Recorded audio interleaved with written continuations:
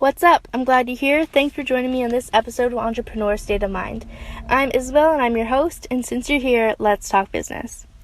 So, happy month after Black History Month. I know that's terrible. I've been meaning to make this episode since the beginning of February, and now March is almost over, but you know what? We're just going to roll with it.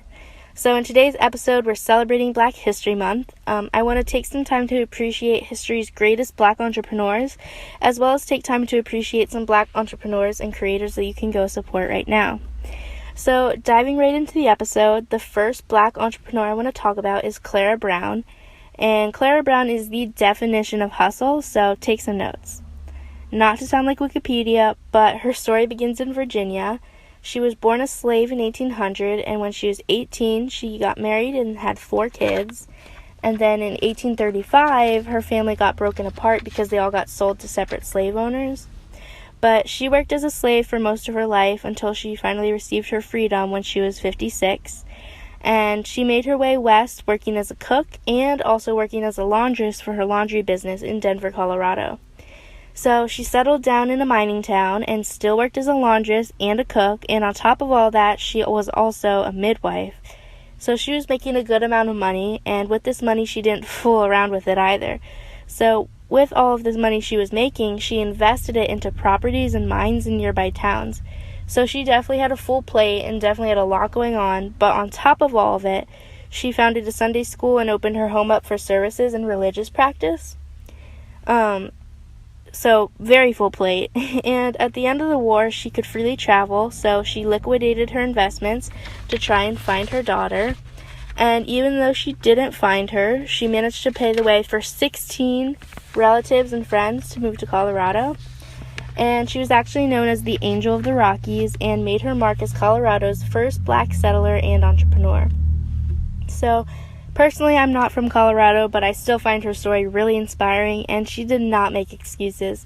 And I hope you enjoyed her story as much as I did. But another really awesome story would be the story of the first Black female millionaire in the United States. Annie Malone is most known for the college she founded as a way to teach people about Black cosmetology. Annie also developed a chemical that could straighten Black women's hair without damaging the hair or the scalp. And through her school and business, she created jobs for 75,000 women around the world. And she was the first Black female millionaire in the U.S., and she had $14 million in assets in 1920. And with today's money, that's equivalent to $167 million.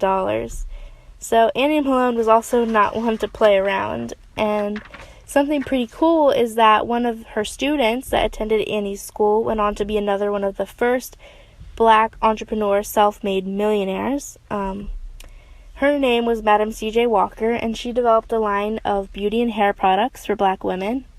And I thought that was cool because their stories correlate, because Madam C.J. Walker attended Annie's school, and they both went on to be crazy successful. But anyways, those are only 3 of the many favorite historical Black entrepreneur stories. I definitely recommend doing research on some of these stories when you get a chance. But obviously this episode isn't getting uploaded while it's still Black History Month, but we're still going to celebrate. Some ways that you can celebrate Black History Month can be eating at local Black-owned restaurants, supporting Black mom-and-pop shops, supporting Black-owned businesses, and also boosting Black creators and influencers on social media. I recommend downloading the app Okra. I'm not quite sure how you say it, but it's spelled O-K-R-A. And it can help you locate Black-owned restaurants near you. And if you don't have storage or space to download the app, I know there's a website called eatblackowned.com that also serves the same purpose and can help you find a place to eat. But anyways, I also put together a list of Black podcasts you can listen to and support. So number 1 being the Don't Touch My Health podcast. This is a podcast on helping women get unstuck on their health journey. Gabrielle talks about how to save energy, confidence, and the right mindset. I know she also posts workout routines and a bunch of other really cool things. And another awesome podcast is called Long Story Short. It's for the bookworms out there like me. It's about books and book recommendations, and if you're into reading, I think you would really enjoy it. And one more podcast I recommend is the Food Heaven podcast. They cover a bunch of food-related topics like recipes, nutrition, food, obviously, culture, and body image. So definitely be sure to check out those podcasts. There are also lots and lots of Black-owned businesses Try to support them and buy from them if you can, and if not, you can always boost them and other Black creators on social media. But that's all for today's episode. I enjoyed talking about entrepreneur success stories.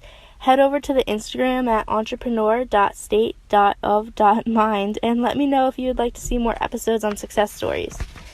I record these episodes to share what I've learned with you and with anyone else out there that might be listening. It means a lot to have you here, so thanks for joining me.